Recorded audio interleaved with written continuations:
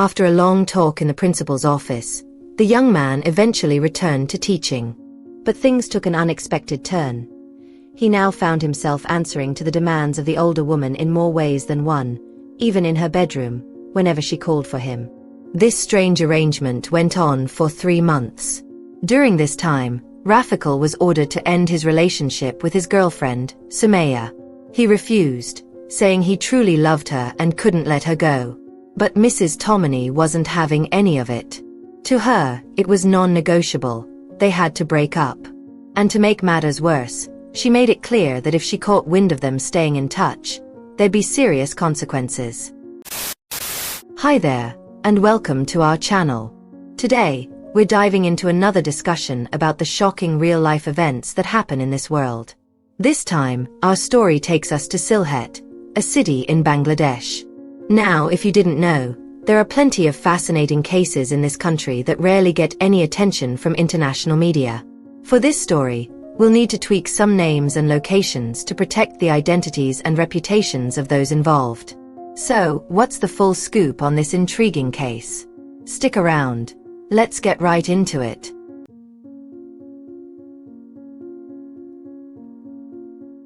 Before we dive into this story, don't forget to like, comment, subscribe, and share it with your friends.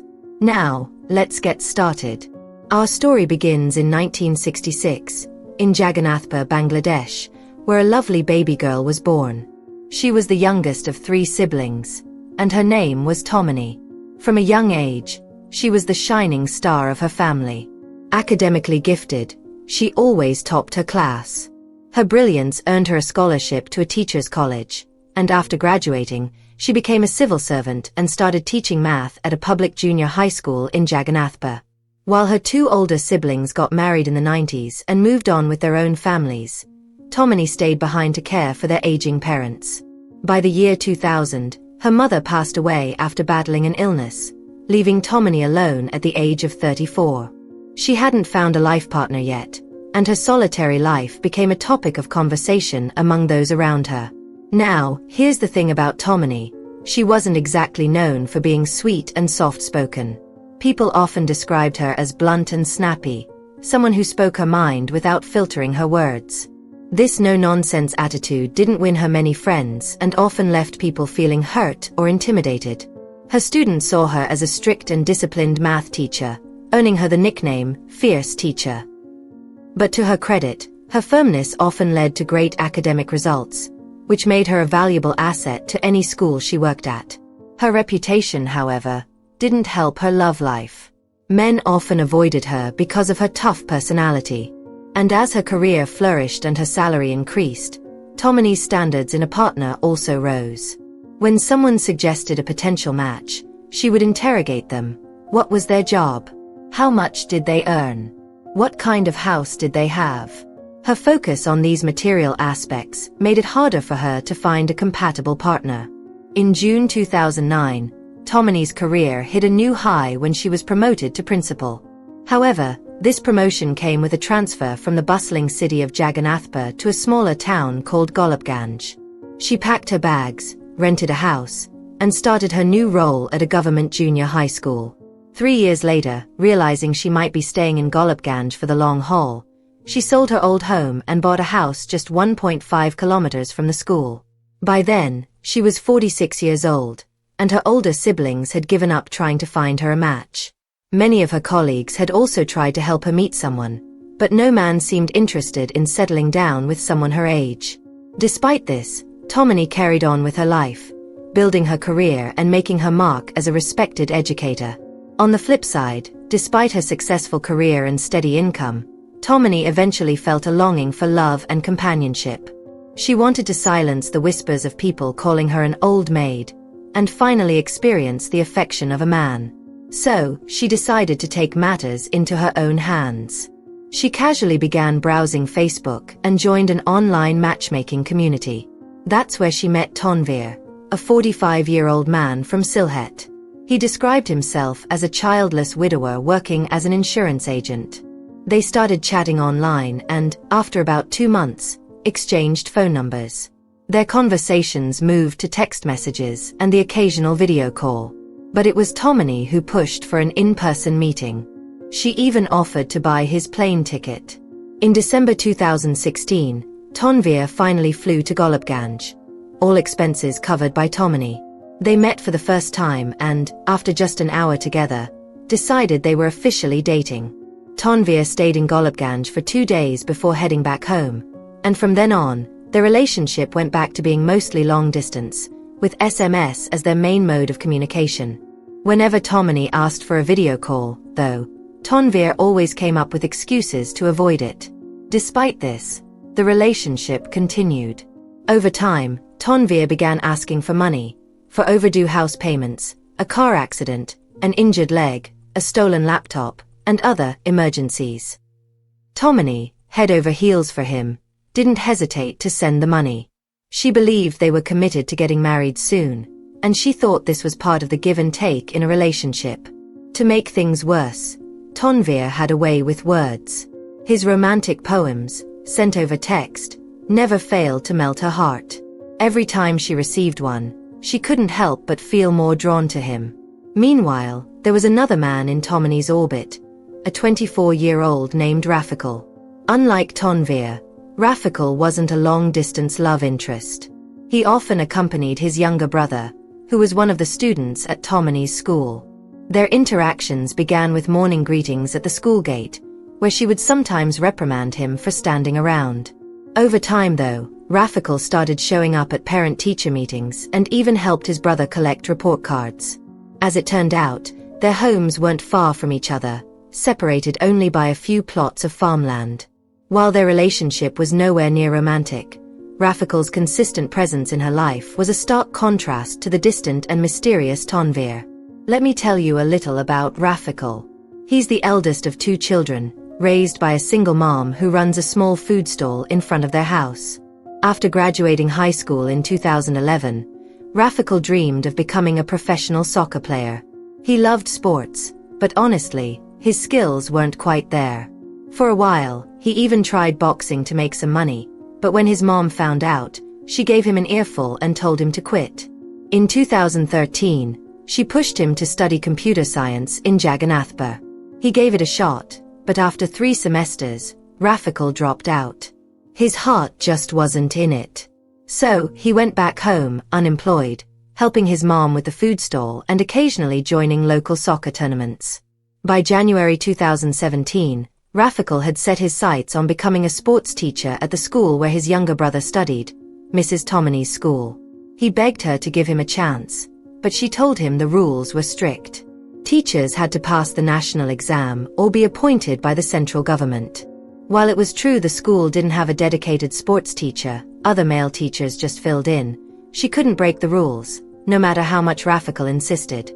Even when he said he'd accept a low salary, her hands were tied. Now, let's circle back to Mrs. Tomini's love life with her long-distance boyfriend, Tanvir. After 4 months of dating, Tanvir suddenly went off the grid. His phone stopped working the day after he'd asked her for a large sum of money for leg surgery, following a supposed accident. Suspicious that she'd been scammed, Tomini turned to Rafikal for help. With his computer skills, he started digging around online and found a Facebook account linked to Tanvir. There was even a photo of Tanvir with another man. Rafikal reached out to the account, but it took days to get any response. Eventually, he pieced together Tanvir's whereabouts. In April 2017, Tomini and Rafikal traveled to Sylhet. They wandered through a traditional market on the outskirts of the city, showing locals a photo of Tanvir. Eventually, they found him running a clothing shop, with a woman by his side who turned out to be his wife. Furious, Tomini confronted him in front of everyone. Things escalated into a public commotion until bystanders intervened. Tanvir denied knowing her, which only made her angrier.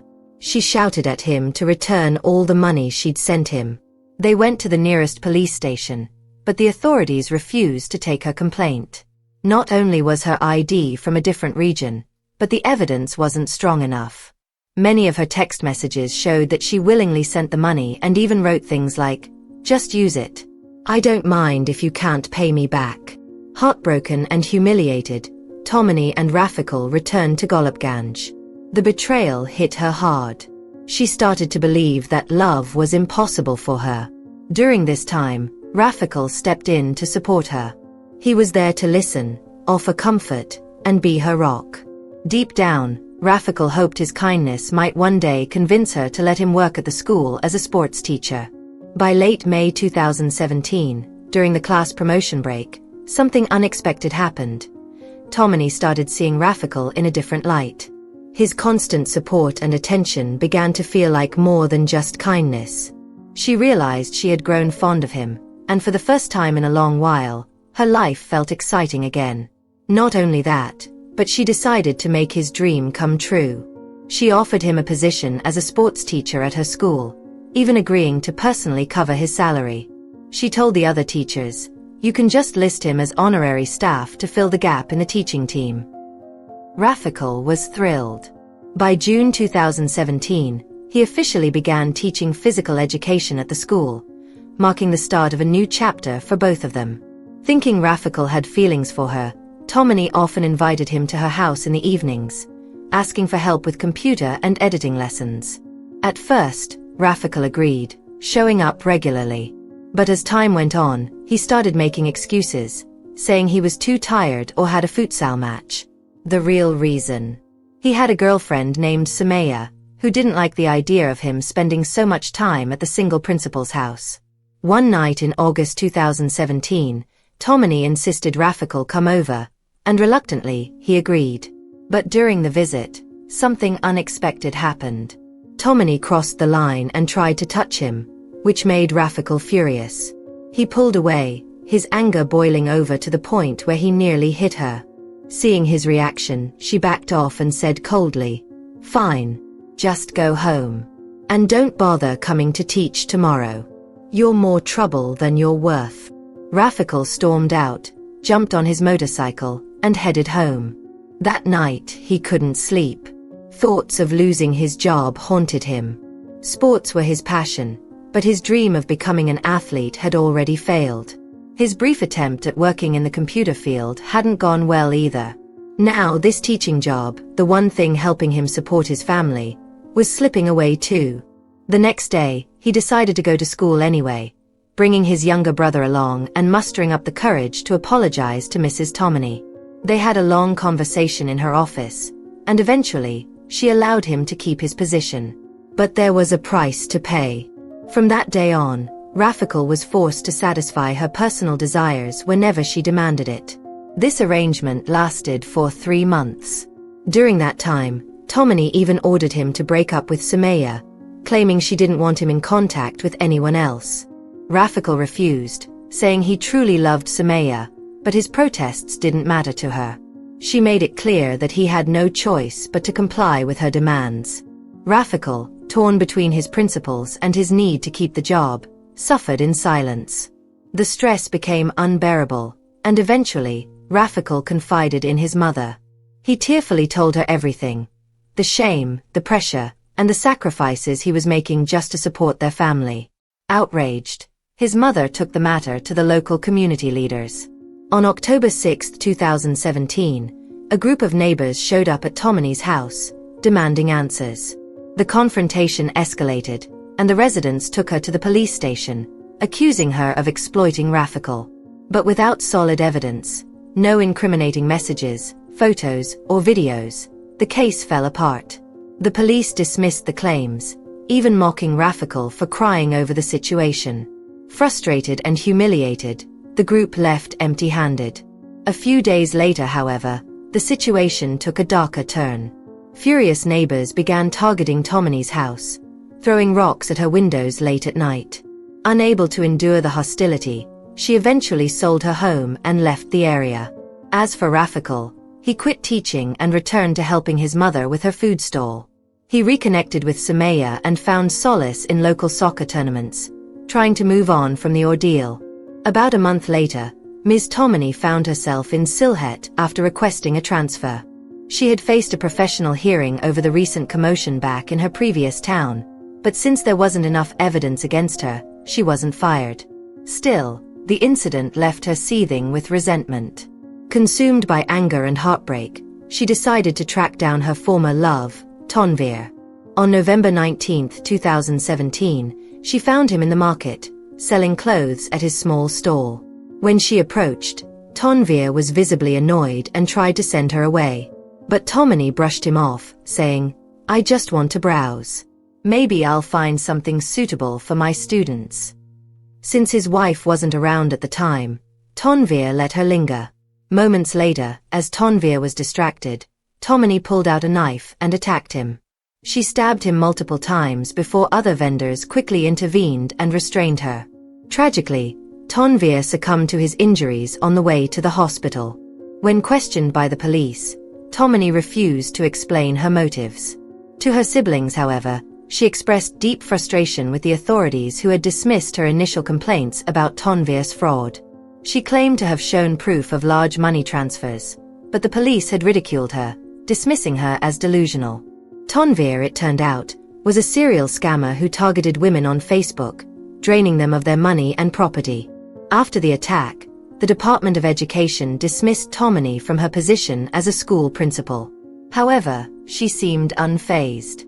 She even admitted to the police what she had done to Rafikal months earlier.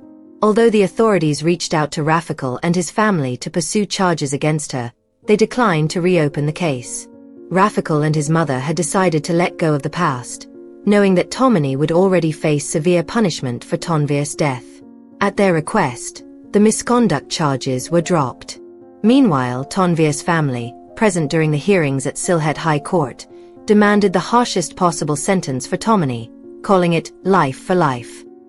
However, as the investigation unfolded, it confirmed much of what Tomini had claimed. Police discovered that Tanvir had defrauded at least 2 other women in similar schemes, with the total losses among the 3 victims exceeding $65,000.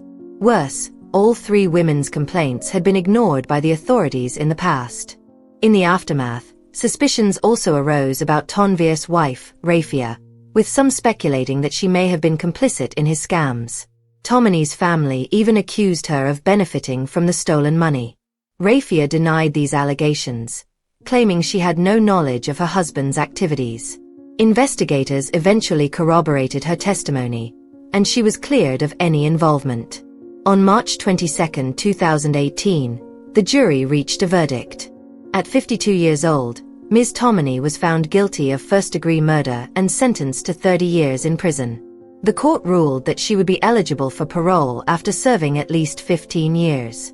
Tanvir's wife, who initially considered appealing the verdict, later withdrew from the case, seemingly too ashamed of her husband's actions to continue fighting. As for Ms. Tomini, her story came to a tragic end. Once a respected educator, she now faced the consequences of a life overtaken by anger, betrayal, and heartbreak.